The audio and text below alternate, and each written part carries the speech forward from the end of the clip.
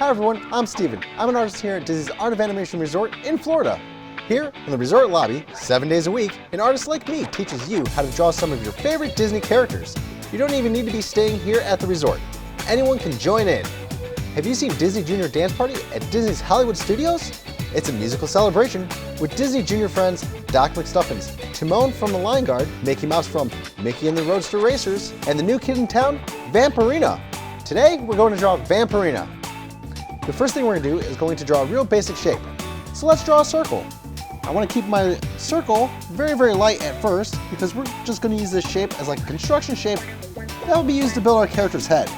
So if it's not exactly perfect, it's okay. From there, let's draw some axis lines or guidelines. So we're going to draw one that goes at a little bit of an angle, at a big curve. It's going to go up and down. Next, let's draw a couple horizontal guidelines. First, start off by drawing one almost in the middle, followed by one just above that one, maybe a third of the way down from the top, and then one maybe a fifth of the way down from the top itself. You can see we're starting to create the illusion of a 3D ball or a sphere.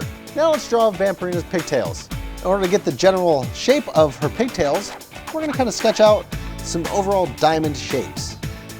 I want to place them just in between the upper and middle horizontal guideline.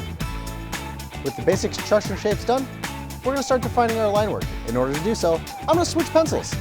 The first characteristic we're going to start with is her nose. So I'm going to draw an upside down but curvy letter V. The top of the nose is going to want to touch the lowest horizontal guideline. Following that, we're going to work on our eyes. I'm going to draw in two ovals that are actually a little flat on the bottom, and we're going to place the bottom of the eyes on the lower horizontal guideline.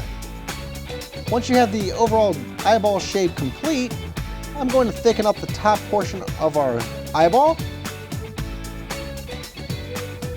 and add some eyelashes. For the eyelashes, just simply draw in a couple sideways triangles on each side of her eyeball. I'm drawing 4 lashes on each side. Then over each eyeball, we're going to add a little curve just to give it a little bit of a hint at an upper eyelid.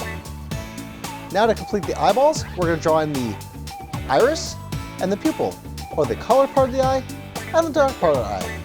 So for the left eye, I'm going to draw just a big circle, and that's left looking at the paper. Also draw a circle in the right eyeball, looking at the paper. Let's add a second circle inside the iris for a little bit of a highlight mark. And to complete this part, just draw a smaller circle for the pupil or the dark part of the eye. Up next, we're going to work on Vampirina's ear. To start this off, I'm going to draw a simple letter V, followed by drawing the top of the ear by sketching over to the left, and then curving on down. To finish up the ear, we're going to draw in a lowercase letter H that's backwards. Let's add an additional curve for the inside part of the ear. Now let's move to the top of the head by tracing over the edge of our construction shape as we draw a slightly curved line that goes on up. We're going to come out of the circle a little bit as we curve on over and around, and joining back into the construction shape once we get to the very, very top. I'm going to follow this curve on around and start to cut into the actual construction shape, circle, until we get to the actual lower horizontal guideline. We originally started with a circle, but now it's more defined and more squared off. Now let's move on to her cheek line and her jaw. So I'm going to curve back outwards, away from our construction shape, and then curve on down and around, and then rejoining the bottom part and kind of flattening out her jawline. And then curving back up one more time and connecting with her ear. In order to draw Vampirina's hairline, we're going to start off by drawing her widow's peak. So let's put a little dot right in the middle of her forehead. From that dot, I'm going to curve it on up and over to that little letter V by her ear. Now for the right side of her head, we're going to curve back on up from that little dot and merge it right into her cheek line. I'll work on the details of her hair a little bit, but for now, let's work on her pigtails. You might have noticed her pigtails look like bat wings. So let's sketch that.